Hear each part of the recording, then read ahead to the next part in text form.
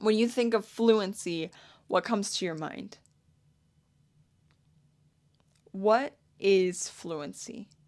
Actually, please, I would love for you, if you can share your response right now in the comments. Go ahead and type it out. Don't even search it up, but what does fluency mean to you? Type that, pause this video, and then I'm gonna share my response. Okay. Are you done? Awesome. Now, did you say anything about speed?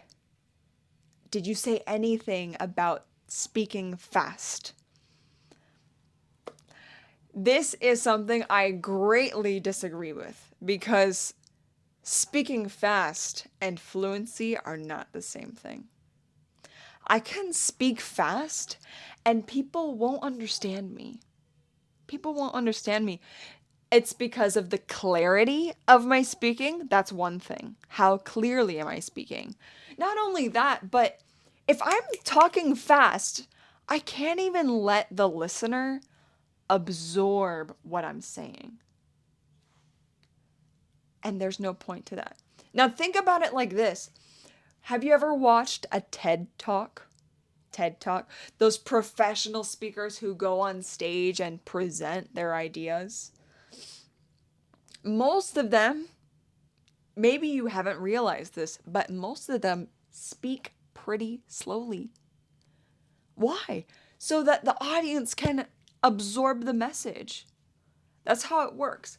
So, starting today, I want you to realize you do not have to speak fast. Speak slow. Speak nice and slow so that the person who is listening to you can absorb your message well. I know. Okay, now here's another thing. Do you struggle with pausing a lot? Do you forget the word? I mean, hey, I'm a language learner too. I'm no stranger to those things. Me pasa a mí con español. It happens to me in Spanish. Yeah. 中文也是这样. Also with Mandarin Chinese, okay? So I know what it's like. I'm not just talking about these things just because, I really don't want to be that kind of person to say, oh, you need to do this, you need to do this, you should do like this. No, I am in your shoes too. I am in your shoes. Literally, literally. I have the advantage with English, but I don't have the advantage with Spanish and Mandarin right now. Okay? All right. So you're struggling to express yourself well through the vocabulary. Think of it like digging for gold. Digging for gold. What do I mean? Okay. Right now, you are probably an intermediate learner. If you can understand most of what I'm saying right now, you are intermediate. At this stage in your learning, in your fluency, you can express a lot of ideas. You can talk about a lot of things, but you run into some roadblocks, right? You get stuck sometimes. Now, that's digging for gold. When you're digging a hole, do you automatically find gold? That would be great. But no, right? So you have to keep digging and you keep digging and you're going down, and then, oh, you get stuck. And for you, when you get stuck, you think that's a bad thing, right? I don't want you to think like that. I want you to think, oh, this is a good opportunity. That moment you stop digging, you're like, that's the moment you stop speaking. When you get stuck, that's when you hit gold. Because the fact that you forgot that word, you can't remember it, that's a golden opportunity. You just went up a level, like maybe 1%. Because maybe you learned that word before and it got reviewed. Or maybe you never learned that word and this is your golden opportunity to finally learn it. That's because it's a low frequency word. And in order to go from intermediate to fluent, actually, there's no real definition of fluent. Shocker, shocker. There are many definitions of fluent, but that's why I'm doing this. That's why I'm doing this. So, in order to go from intermediate to fluent, we need to keep hitting that gold. So we need to keep facing those moments where we forget the word. We need to do it all the time. That's why consistency is key. We need to keep speaking about so many different topics so that we can keep getting stuck.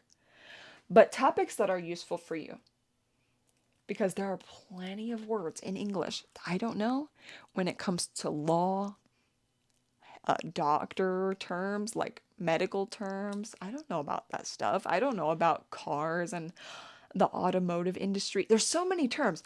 So it's literally unlimited, but just take a little bit of an assessment. You can write a list of 5 topics that you're interested in or that are useful for you. All right. And then you just keep answering random questions about those things. All right. So what did I just mention about the real secret to speaking English well that most people don't know about? You don't need to speak fast, speak slow. And when you forget vocabulary, that's a good thing. Keep running into those situations where you forget vocabulary because that's the sign that you're hitting that next level. That next level, okay? So as long as you slow down and you let yourself forget those words and you keep digging, you keep hitting that gold, you will be great. Keep going.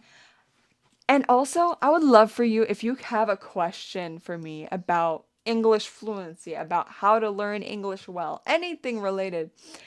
I'm super interested to hear what you have to say because it's a hard journey. And I am so glad to get you started. And if you like my teaching style, if you like my teaching philosophy, it's effective, I'd love to get you started.